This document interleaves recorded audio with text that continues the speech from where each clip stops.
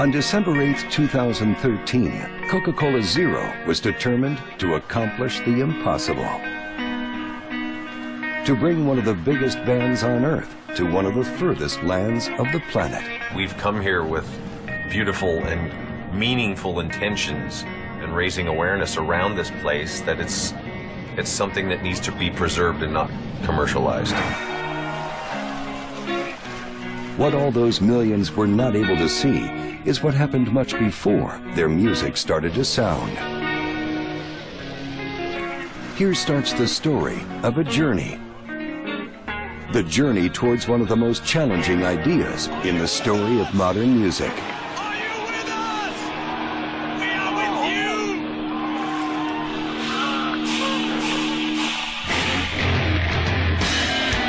It's the last frontier. If Santa is in the North Pole, Satan is in the South Pole. I don't know what to expect. Fans and crew, 30-foot swells, and a couple days on a boat. Es épico esto que vamos a hacer, uno de los proyectos más grandes de nuestra vida. El primer beat lleva transformadores, lleva el show. I can play in my swim shorts. Who wouldn't want to go and play? That is completely awesome. Completely different to what we're used to. What do you do after this? You know, you play the moon.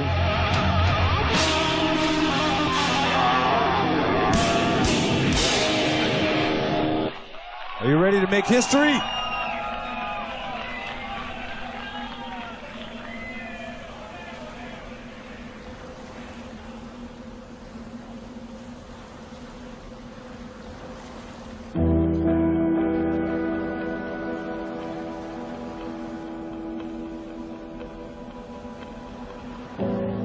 One thing I heard, which I'm really looking forward to, is that it's really still, that there's a quietness, a stillness there that you don't encounter anywhere else in the world.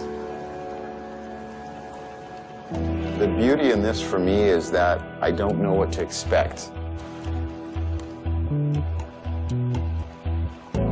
But I'd like to just absorb it all, like a sponge, you know, just be able to take it all in and not expect too much. So that way, when I do experience it, it's going to feel incredible. It's always been our thing to play all of the continents of the world. And for us, we want to be able to experience playing music in exotic places. It's a really great experience. I really enjoy that fact, and I really tend to appreciate just the whole situation.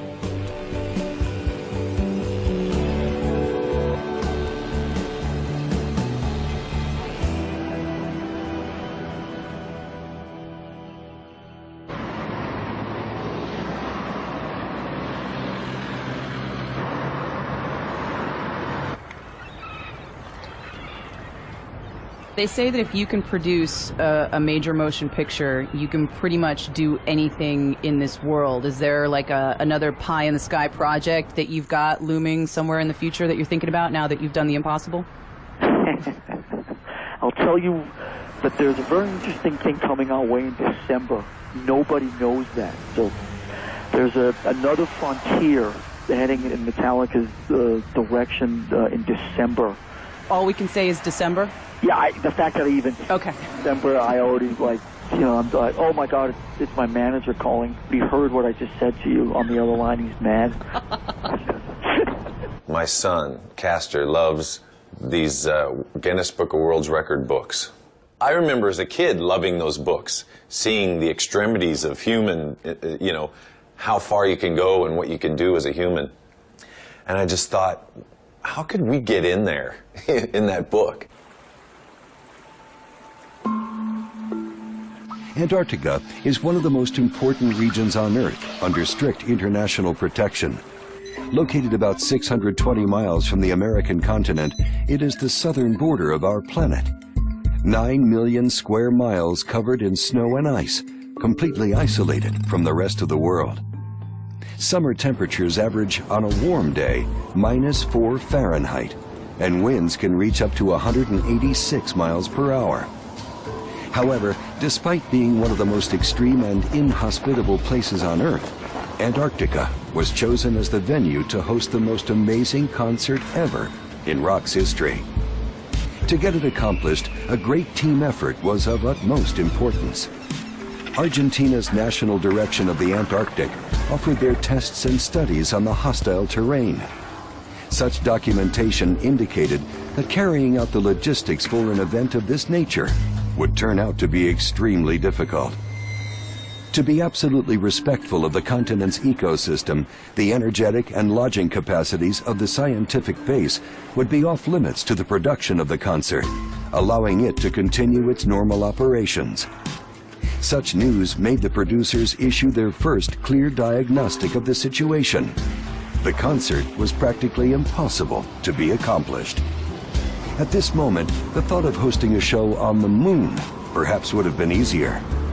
Argentina's National Direction of the Antarctic, however, was convinced about moving forward with an unbreakable plan.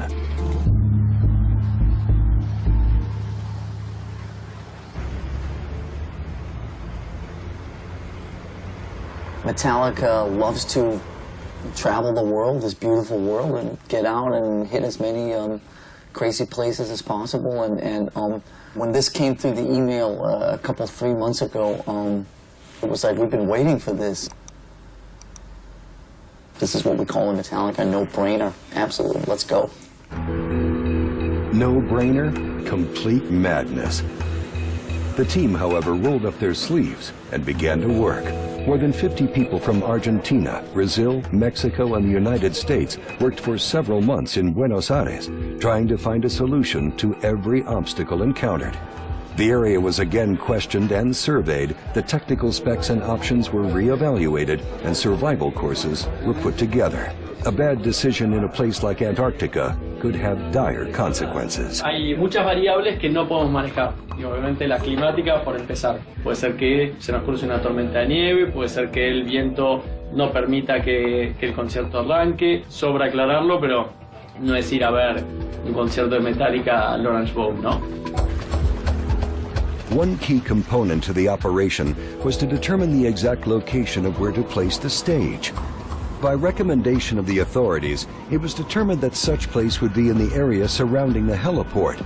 At that moment is when production began to design the show. There is a danger element that's also pretty exciting. We've been in some pretty cold places, you know, touring Finland in the winter, being up in Winnipeg, Canada during the winter, pretty cold, you know, 20, 30 below, you know, where it's like, there are times when it's illegal to go outside, you know. It's so cold that your ear falls off, you know. I need my ears, by the way. The only thing that's preventing us, or has been, is the lack of infrastructure in certain places or that are just not ready yet, or the fact that nobody's invited us. You know, I can't play in the cold. I have a big problem keeping my fingers warm. So it's going to be interesting how it goes in Antarctica, where it's going to be like 30 below or something.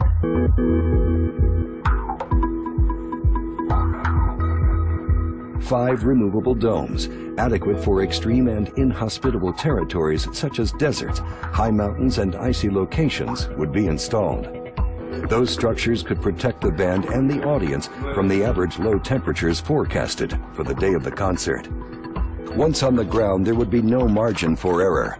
The authorities from Argentina's National Direction of the Antarctic made it too clear that any detail that could have a negative effect on the environment would be reason enough to cancel the concert. For that reason, the operations manager repeated the mounting and unmounting exercises multiple times before departure. Hoy se hizo la prueba de domos. Un domo grande que es el escenario, un domo chico es la banda, audio, video control, equipos diversos y un refugio en caso de frío. Little by little, some of the issues that seemed impossible to solve were given a solution. A key innovation was used to resolve one of the most important aspects, the use of headphones. This way, the band could blast their powerful music without affecting the ecosystem that would be hosting the concert. But the part of the whole thing, which is in the concert that's influenced by I guess the so-called silent discos or silent raves, I think is really exciting because it's obviously a completely new thing for us. My son went to one of these about a year and a half ago, and when he was trying to describe it to me, I'm sitting there picturing 500 people dancing together with headphones on. You can actually have your own channel of what you're listening to as they're dancing, and it sounded like the most bizarre thing I've ever heard. And hopefully all the people that are listening to us, at least in the live situation, we're all hearing Metallica and not listening to, you know, some other station on Sirius or whatever.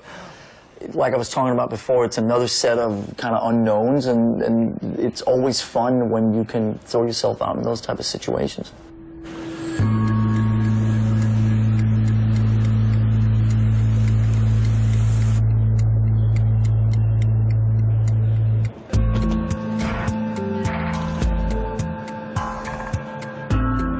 All precautions taken, however, didn't seem enough. Nothing guaranteed that the technical equipment would work as expected during transmission. All materials and gear had to be previously tested at extremely low temperatures, and the right place to do that was inside a warehouse freezer.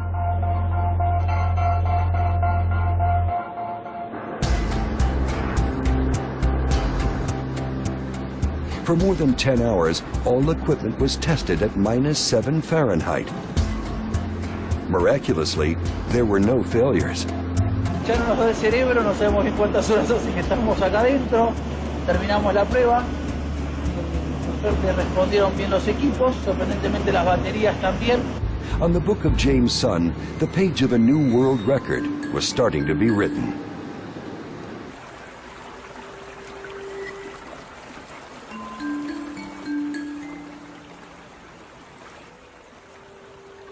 Moving the crew and the equipment towards the southernmost part of the world was not an easy task.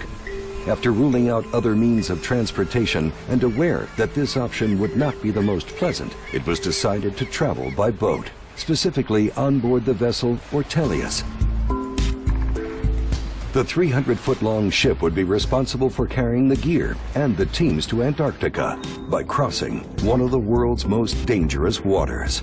Upon arrival, it would become a floating hotel for almost a week. There's been lots of emails from our beloved tour manager. Remember, there's no 24-hour convenience stores. There's no room service. It's like, yes, Dick, we get that part. We don't know what we're running into as far as, you know, equipment getting there, you know, fans and crew coming across on the boats. What is the crossing of Drake's Passage going to be like? We've seen some pretty scary footage of 30-foot swells.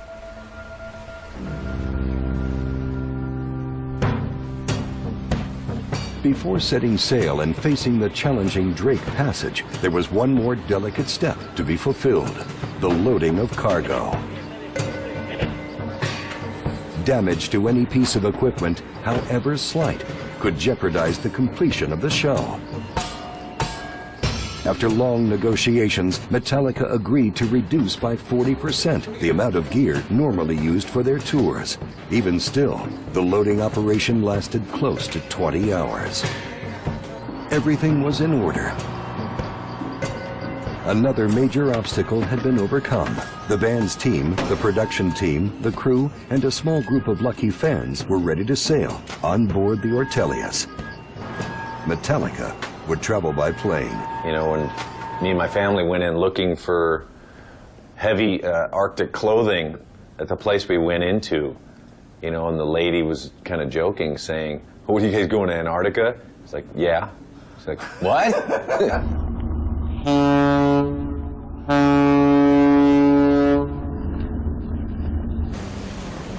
An old sailor's saying states that below 40 degrees latitude there is no law, and that below 50 degrees there is no God. The Ortelius sailed, bound for Antarctica. There was no turning back. With 30-foot waves, the Drake Passage is the southernmost route in the world and is also considered one of the most dangerous. Drake was no game. After only a few hours of sailing, the captain confirmed the predictions. Drake was awaiting with one of the worst storms ever recorded in the area. Giant waves were expected, and the captain was analyzing the option of stopping the ship and waiting until conditions improved for the crossing. This could cause a delay of at least 12 hours, so the team had to start thinking about alternative plans. Salimos con tormenta de Ushuaia y la curva de la tormenta de alguna manera está siguiendo el camino del barco, con lo cual ya teníamos malas condiciones en Drake, puede ser, y están previendo como olas de 7 a 10 metros. Una vez que salimos del canal de Beer, de la contención de las dos márgenes del canal, estamos a la buena de Dios, digo, probablemente el barco va a parar, y eso provoca que nos demoremos como mínimo 8 a 12 horas. La opción de pasarlo al 9 es una, si no vamos con tiempo. Sí, nada más contractualmente yo con Metallica, ellos tienen el derecho de decidir es el 8 o me voy. Por contrato ellos se presentan el 8. La opción es hacerlo arriba del barco. Es tiempo que ganamos porque no tenemos que descargar el material, armamos toda la estructura en el barco y de ahí... Sería la última opción, o sea, me parece que tenemos que hablar con la banda. O sea, yo lo pensaría como el último escenario. No hay otro. Sí, hay otro, que pasemos nosotros el canal de Drake como sea, pero bueno, mañana veremos.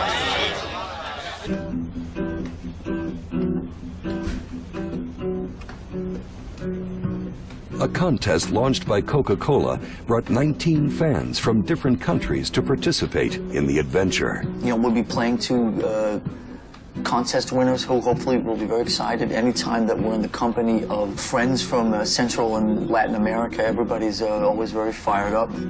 You know, the contest winners, they have to show what lengths will they go.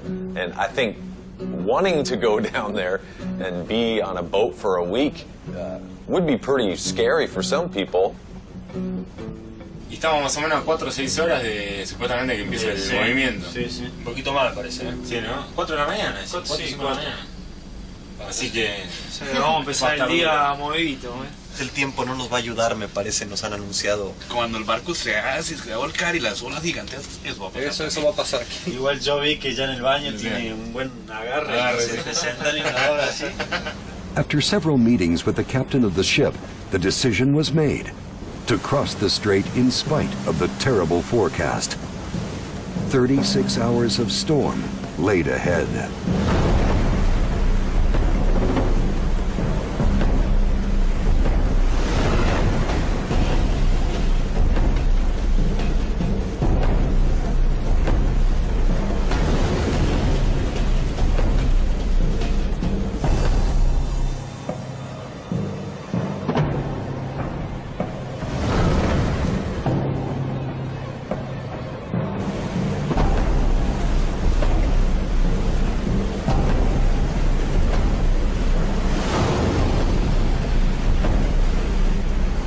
Me contaba que cuando vienen más seguidas lo que pasa es que a veces el barco se apoya en dos crestas.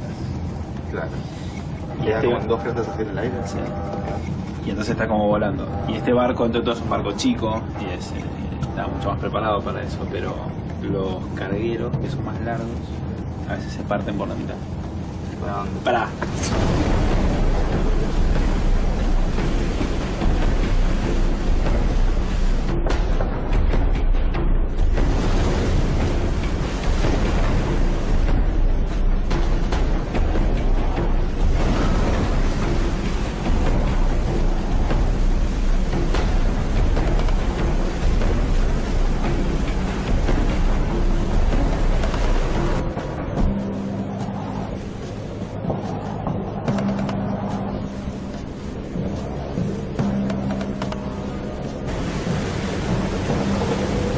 Hay bastantes bajas en el equipo, que están en sus camas, vomitando. No, mis compañeros de cuarto no tuvieron la misma suerte que yo. Por eso yo no me quiero quedar en mi cuarto porque siento que hay algo ahí que te atrae.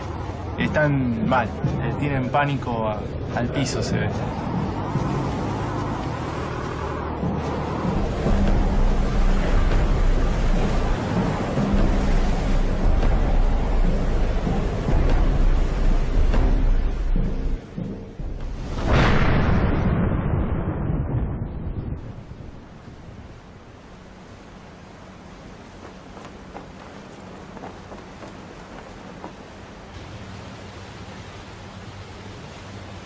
la verdad fue peor de lo que esperaba, nunca hubiera esperado una cosa tan horrible. No, vomitaba cada 20 minutos, ya no tenía nada que vomitar. Estuve todo el día en la cama, me quería levantar para comer, pero así como me levantaba, me subí otra vez a la cama. Ya retrasaron la llegada del barco, así que tenemos que esperar más todavía para llegar, pero bueno, hay que aguantársela, no queda otra. The Drake was finally left behind, punishing the expedition with 18 hours of delay. To reach Antarctica, Metallica would fly from Oakland, California, in the United States, and make a stop in Punta Arenas, Chile. 2 more hours of flight, and they would reach their final destination. The band, unaware of the storm and all the production issues, was getting closer to its destination. But still, nothing guaranteed that the show could happen. And playing Antarctica is just one of those sort of situations where I find myself in a very exotic place and I take a step back and go, wow, the only reason why I'm here is because of music. Getting a chance to go on a Metallica field trip for a weekend with our 25 best friends and a few contest winners, this is the perfect opportunity. 62 hours after its departure from Ushuaia, and after altering its original plan, the Ortelius reached its final destination, Potter Cove, facing the Argentine base Carlini.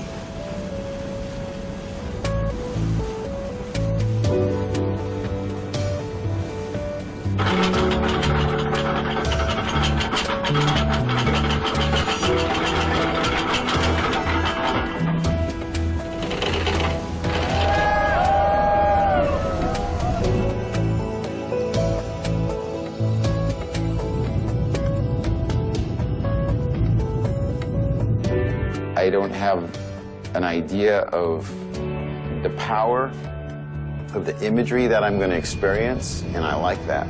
It's the impact of what it will bring to me in my life. Welcome to Kinyor, Thailand. We have number when it's 7:45, and the outside temperature is 30 Fahrenheit degrees. On behalf of that, our captain and this entire crew, I want to say goodbye and see you in a few days. Everywhere else on this planet has been invaded. Seems ironic that a heavy metal band would go down to a place that's so pristine and talk about saving an area and not invading it. 8 hours after the ship's arrival, the plane with the band and the rest of the team landed on the island 25 de Mayo. But there were still potential drawbacks to overcome, and some prayers due for mild weather. Things were beginning to take its course, but still the operations plan had to be revised to make up for the hours lost in crossing the Drake Passage. The threat of a sudden change in the weather was present. A week before, the wind chill had dropped to -22 Fahrenheit, and a windstorm had questioned the date of the show. Upon the team and the band's arrival, the weather was calm. The bad news, however, would come from a different angle. It was time to go down to the ship's hull and check what damages the Drake's crossing had caused to the cargo.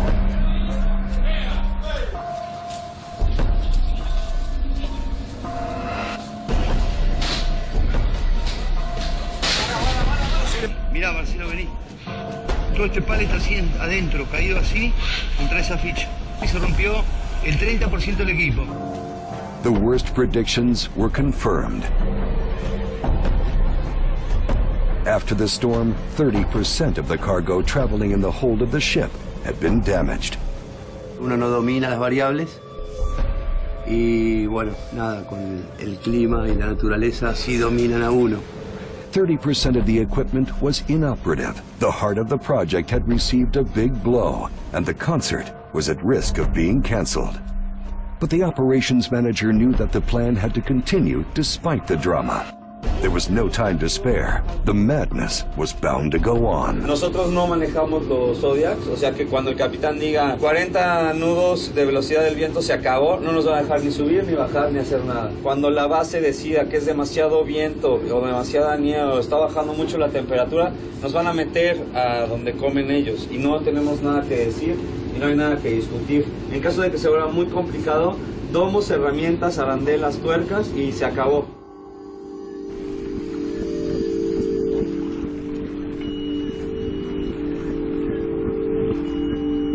Off the coast of the Argentine base Carlini, another critical moment began, offloading the cargo.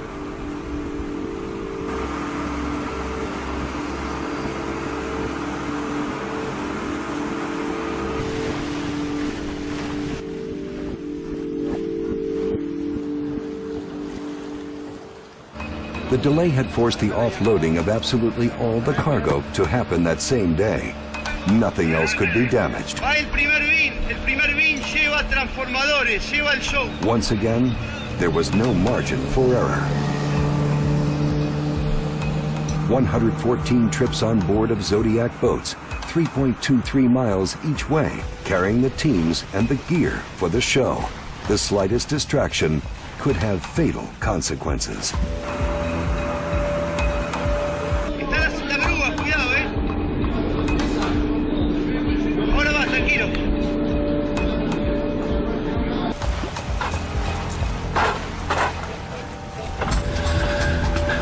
Once ashore, trucks and personnel from the base would move the cargo for another 546 yards to the heliport.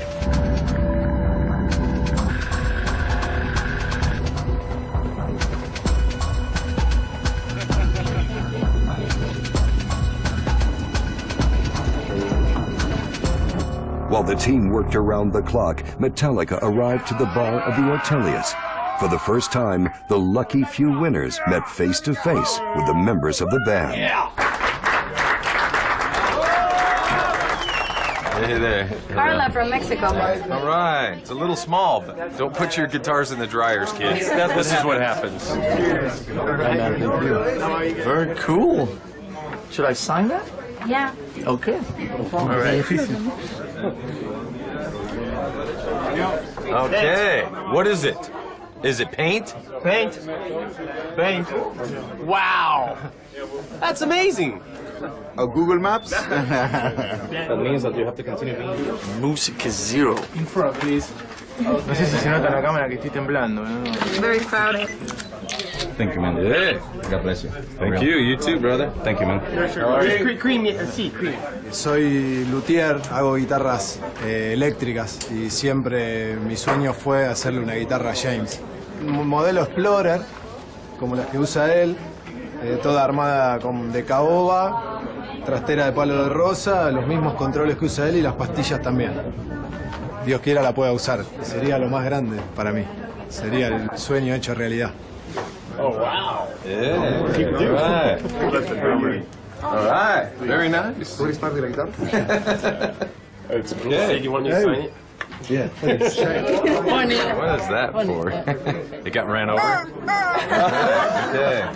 Somebody pointed out last night, I don't know if you guys know this, but not only has Metallica actually played all 7 continents now, we've played all 7 continents in 2013. I think that's a kind of a mindfuck. Australia in February, North America in June, Europe in July, Asia in August, Latin America in September, and now the Antarctic in December. 7 continents, 1 year. So what's the next challenge? International Space Station. We're going to become the house band on Richard Branson's intergalactic airplanes. What do you expect from a small audience in this kind of intimate session. Small audience and no sound, right? Yes. The worst thing is you take your headphones off and it'll sound like a 1-hour drum solo. It's about time. Yeah, okay. It's been 20 years. Yeah. It sounds like the penguins going, what the hell is that? Just remember, we're all in this together. It's not Metallica and the fans and the press and the promoters. It's all of us together having this experiment at the same time. And whatever happens, we'll all be part of sharing that. So I think that's really cool.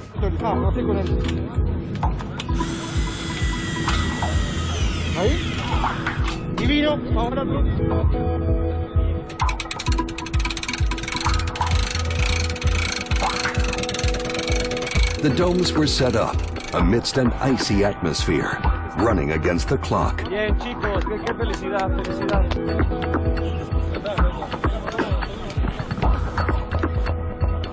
Metallica's crew did their part, making sure no detail was left unattended. The strategic position of each one of the domes was fundamental, so the show could run with no setbacks. You're going to see Metallica just like really out of their element and really just like trying to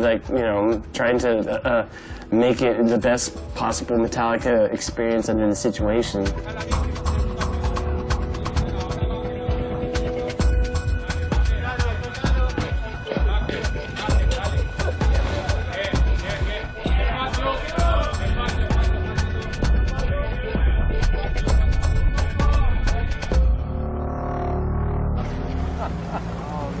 What a backdrop, huh? Trujillo's Dome. Anybody want to buy a ticket to the show? Away from the stage, the band began to enjoy the only continent they had never been to. A new world was unfolding. South Pole has a lot of answers for the future, I think, of the Earth and where we've been and where we might be going. Getting out in the Zodiac boats and looking and seeing, and it's so quiet. I mean, first of all, it's bizarre. You don't notice that there's really no other boats. When you see another boat come in, it's like, who is that? You know? Aha! Look at that wave right there, man. Get it. Get that wave. Get that wave. Listen to you.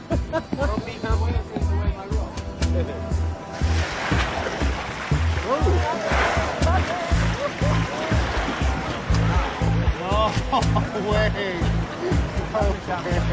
Thanks for setting that up, you guys. It's awesome. Okay, they're out in the boats. Release the whales!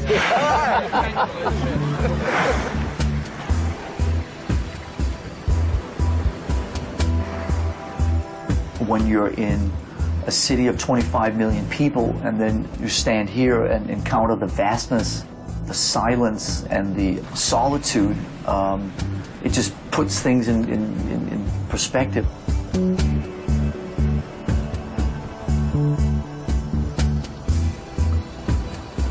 Well, I mean, we're excited because we're going to learn about that part of the world and the wildlife, and also there's the ecological side to all this. There's a lot of other things that are really important, and that's important for us to share with our fans. We can spread the word, and I think there's a lot of power in that too, with us going down there. Rio de Trujillo. Oh, sí. That's the first run-up I've seen. Good addition to my I didn't get my calcium. Dead Things from Around the World on Tour book. This volcano is not very old. Oh, really? Yeah, no, not so old. Within the last sort of 3 million years or so. Not very old, only 3 million years.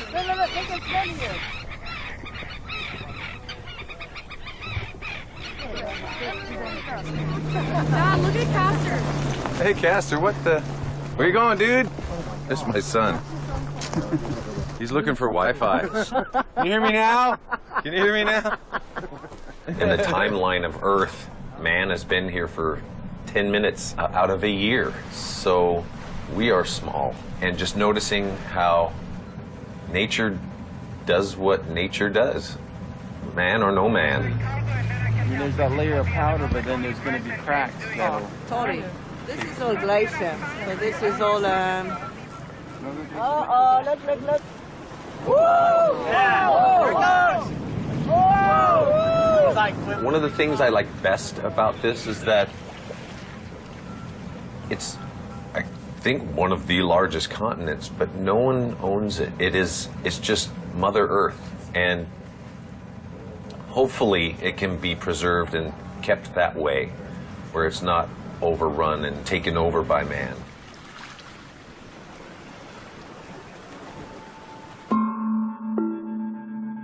Only 24 hours to the show, the team had worked tirelessly at sub-zero temperatures. Vamos a hacer 11 cámaras, sí, y las 12 son las GoPro. Son las GoPro.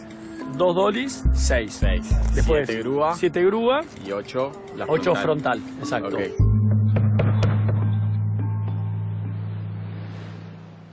The stage was almost ready. The entire event was at stake. The band, the audio system, and the energy supply had to run smoothly. The moment of truth was approaching. Metallica arrived to the site for the first time for sound check. So we play here? Yeah. And then the fans are here? That's a decision that's not been made, but Dan mentioned that you want people in. Where else would they be? They could be outside, and we can take this off if you like. Oh, I see.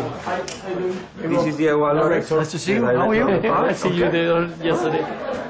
Well, I think one thing that would be really cool, at least to me, would be if there's no, to me, the spirit of this is we're all in this together. Okay. So it's not the band and everybody else. Just so I think it would be great if there was no division between the band and the audience. So it's not like there's a line or a piece of rope or something. They're all mingling between.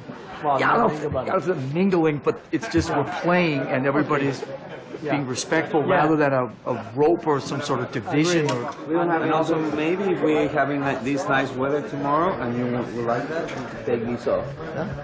Yeah, you know. I can play in my swim shorts. Yeah, I bought my swim shorts just in case. Interesting part to the concert, you know, which is the fact that there will be no PA, there will be no amplified sound.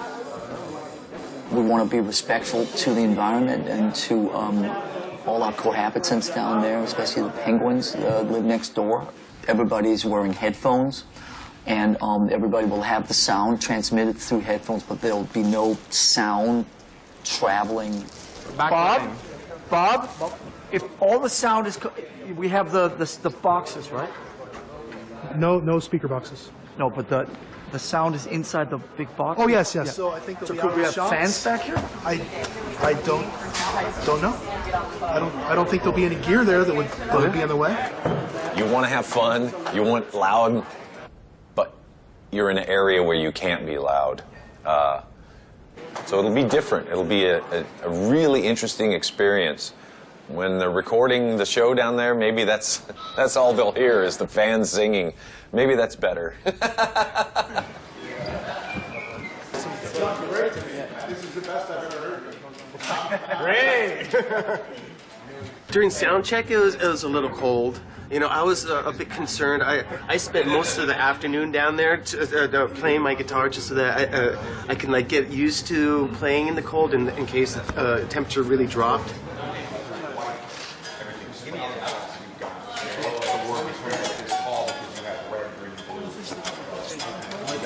When it's really, really cold, my fingers don't do what they're supposed to do. And then they kind of like do whatever they want to, and I find myself watching my fingers just trying to play. I want to hear it loud. It sounds so weird. I think for us it's going to be similar to when we play in the studio. You know, we've got what they call the cans, our headphones. We're sitting there and rocking out, and if you're observing from an outside perspective, people see us having a great time, but they don't hear what we're hearing. So you want these instead? It'll be surreal, if anything. Here, now play. Oh, yeah! Everything went well. The band attested to that. The sound impact was null. And yet from this remote area, the concert would reach the entire world at full power through the internet. Metallica's music would have its usual impact without damaging the ecosystem.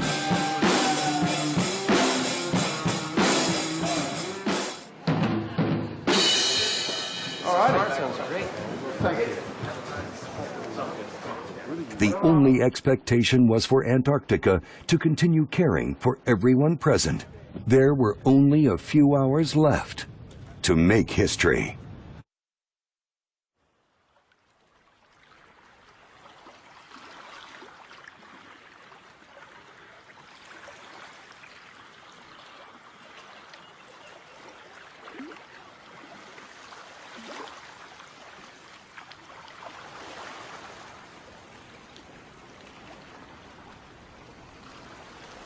I'm looking forward to playing in this dome. You know, I imagine it would be kind of like playing in a large tent or maybe an igloo. I like to think of the igloo concept. You know, we can kind of visualize and think of ourselves as Eskimos rocking out in the middle of nowhere, surrounded by ice and great friends.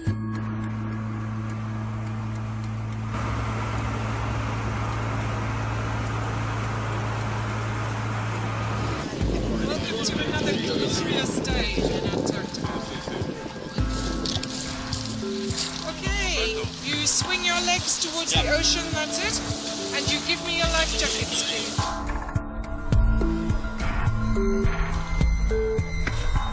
It is an environment that nobody has played in before, neither the band, nor the crew, nor the audience. So I think there'll be a sense of community and a sense of kind of we're sharing a moment together that none of us have ever had before, that nobody's ever had before, and then probably no people will ever have again. So I think everybody who's there, including the band, will feel very special, and it'll be a special hour. Hay una cosa que a mí particularmente me pone muy contento, que es hemos recibido visitas de bases antárticas aledañas. First time that real concerts happening here. Such a great band. Yeah, of course, for this experience we cannot miss it.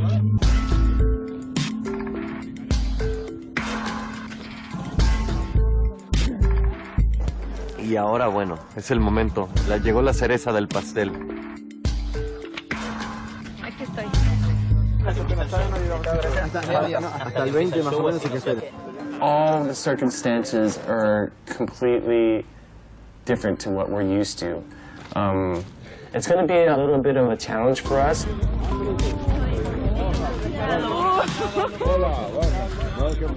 Esto está pasando realmente, ¿eh? Welcome. Thank you, bro. It's uncharted territory. You know, this is something that we've not done with our fans. ¿Ahí tan cerca?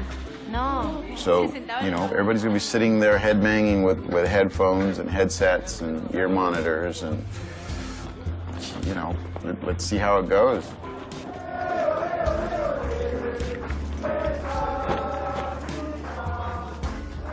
Ahora lo que hacemos es, el artista siempre te da la lista, te da el setlist 2 minutos antes de empezar un show.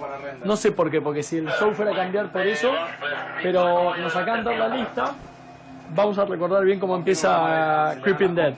Duele un poquito el estómago. Un poquito. Pero ya nada. El panel está acá, la foto.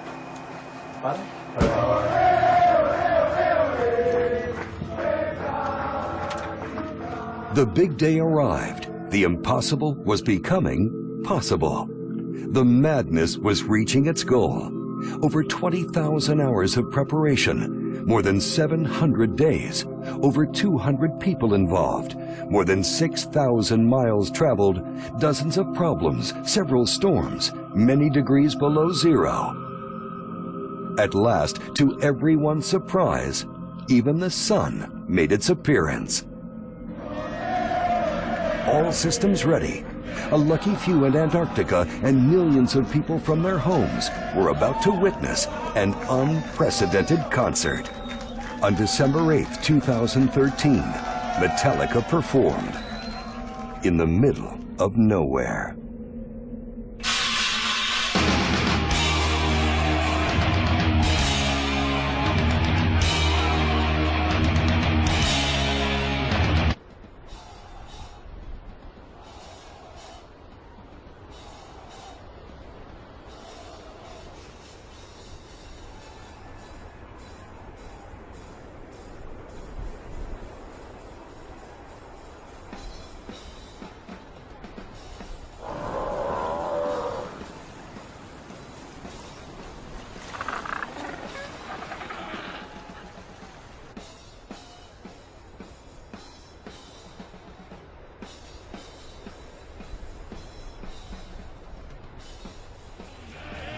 5 aire.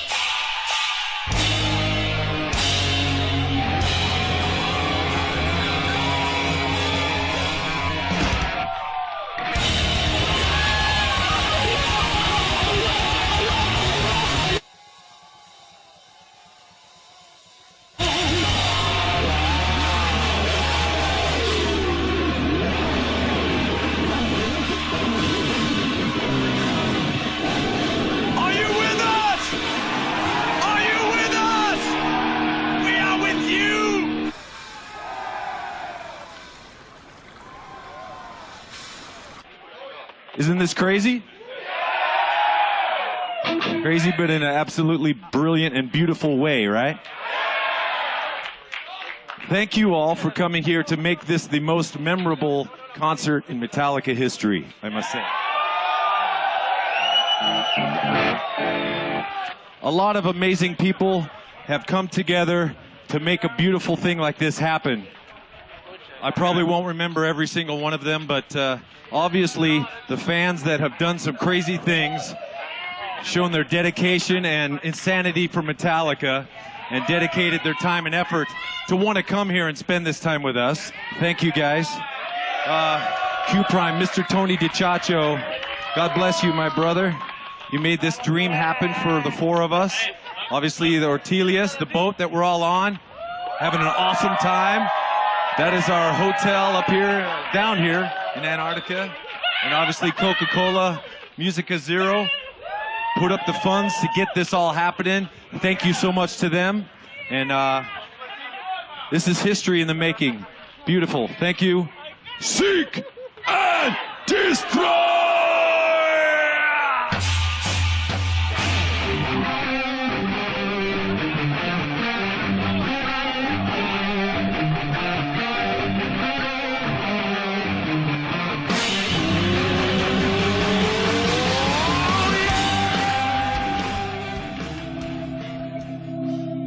It won't sink in until we're at home, maybe. Thinking, it's just so bizarre. It's bizarre, it's surreal. I still don't understand how they did this, you know? Getting the logistics together, pretty remarkable. Even to sit on this boat for 62 hours through 30, foot swells to get here, so we can play in front of some penguins and some fans.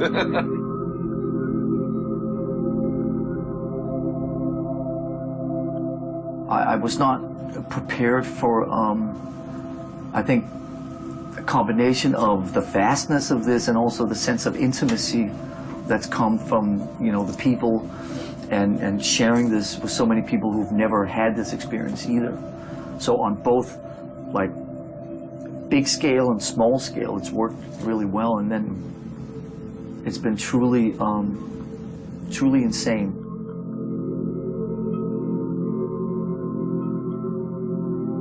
It's been breathtaking. It's been so beautiful and so amazing, and it's really great. I love it here. You know, I don't really want to leave here, to be honest. It feels really, really great being here, and I like the isolation too. Being isolated from the rest of the world. We like challenges. This could be considered one of the ultimate challenges. What do you do after this? You know, you play the moon, you play on top of a volcano. Who knows? Having dreams is important. Having mentors, having idols, having goals in life, you know, it's important to have. And that's why we keep going. We keep going, and we'll find out what the next one is.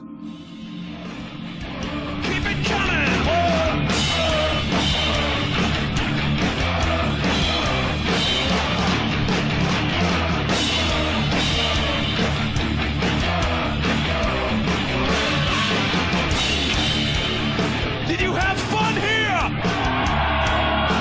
So did we. We brought life to a very barren place right now. We're celebrating life, baby! Hey, hey, hey, hey, hey, hey, hey, hey, hey.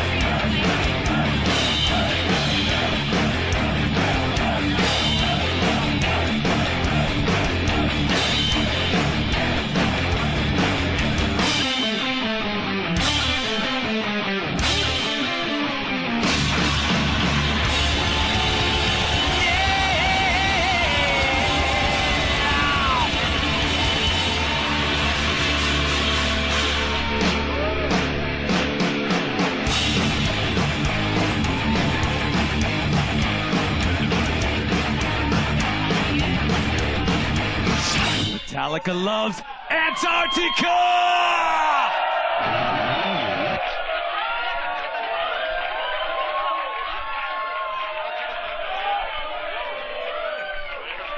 Let's help preserve this place, okay?